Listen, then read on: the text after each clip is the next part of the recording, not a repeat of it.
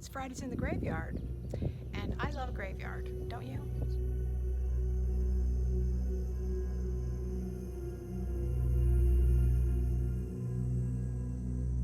I'm in a very old graveyard today. I'm in England, in Northumberland, and this graveyard is the graveyard of St. Mary's Church.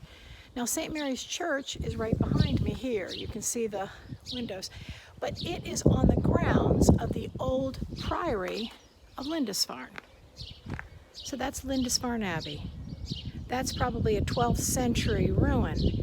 But where the church was, where I just showed you, this building here, that's built on the site where St. Aidan founded his monastery in the 6th century. Actually, I think it was the 7th century. He was born in around 570, I think, or 580. And he was an Irishman who went to Iona in Scotland and was educated there and became a monk there. And he was sent to Lindisfarne, this place here, which is also called Holy Island, to found an abbey there. Took a group of monks with him, and they grew to be a great seat of learning, and off of this abbey they founded many other abbeys in the region. So, and again, this is the ruins of what came after Aiden. Well, the grave behind me right here is kind of interesting. You can see that Celtic Cross there, and then a few of them there. That one right, the white one just behind me, this one here. That's an interesting grave, a very sad grave too. It's the grave of William Grossman.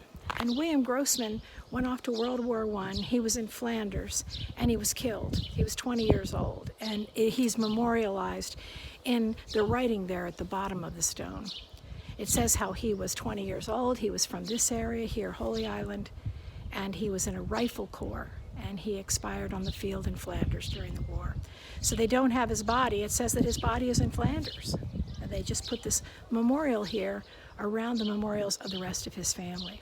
Now the graves here with these stones that you see across the graveyard, the marked graves go back to the 1600s. That's one of the oldest graves. But if you look in this area here, that's also a prior burial ground for the monks that have been here on this site since the 7th century. They just don't have marked graves. It's a very, very old site, and it's so beautiful at dusk. Lindisfarne, where I'm standing, is an island twice a day. There's a causeway that you can reach it at low tide, but when the tide comes in, it becomes an island, and nobody can get to it. Can you see a little bit of the ruins in there? That Romanesque arch? It's beautiful, beautiful ruins. And we'll take a walk over here, and we'll take a little look at St. Aidan. St. Aidan is the patron here because he was the first one to come here and found the monastery on the island. But they have a statue dedicated to St. Aidan. Aidan is the name Aidan, and we know many people in America named Aidan because Aidan is the most popular boy's name, I think, right now. Oh, look at this. You see this right here? That's the base of a high cross. An old high cross. You've seen those carved Celtic crosses in pictures and in travel brochures. They date back anywhere from the 9th century, 10th century, 12th century. Well, there was one that was fitted in there, but they took it out of the weather and put it into the church here.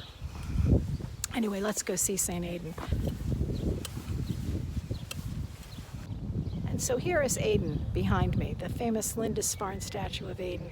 You see the halo around his head is also the circle of the Celtic Cross. The Celtic Cross is two symbols, the symbol of the old religion, the sun, and the symbol of the new religion, or the Christian religion being the cross, superimposed one on the other. Some people believe that St. Patrick brought that when Christianity came to Ireland. We don't really know, but it's very much associated with the Celtic cultures. And so St. Aidan has in one hand his crozier because he was a bishop, and in the other hand that's supposed to be a torch lighting the way, but unlike our Statue of Liberty where she really holds it up, St. Aidan sort of, yeah. And it looks more like an ice cream cone than it does a torch, I think. Needless to say, it's still a beautiful statue. And if you take a look here at the foot of the statue, you can see flowers, stones, and other tokens that people have brought by as an act of devotion when they say prayers to St. Aidan. Anyway, this is Fridays in the Graveyard. I am in England, in Northumberland, on Holy Island, also known as Lindisfarne. And next Friday, I'll be back in the States, and I'll see you then.